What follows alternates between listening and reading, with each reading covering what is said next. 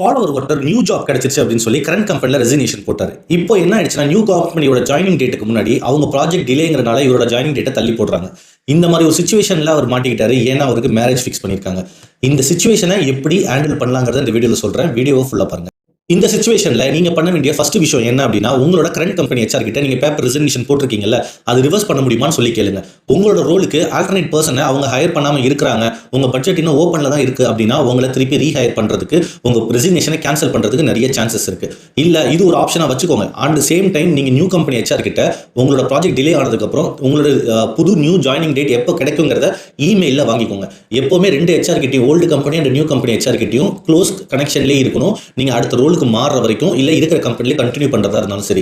எப்பவுமே official email confirmation இல்லாம எந்த ஒரு ஆஃபரும் அக்செப்ட் பண்ணிக்காதீங்க. அதை நம்பி இருக்கிற ஜாபை விட்டுறாதீங்க. ஏன்னா கரண்ட் மார்க்கெட் ட்ரெண்டை பத்தி நம்ம நிறைய வீடியோஸ் போட்டுட்டு இருக்கோம். இருக்கிற ரோலை விட்டுறக்கூடாது, நியூ ஆஃபர்ல ஒரு கிளியரன்ஸ் இல்லாம. ஸோ இதை ரொம்ப இம்பார்ட்டன்ட், நோட் பண்ணிக்கோங்க. All the best.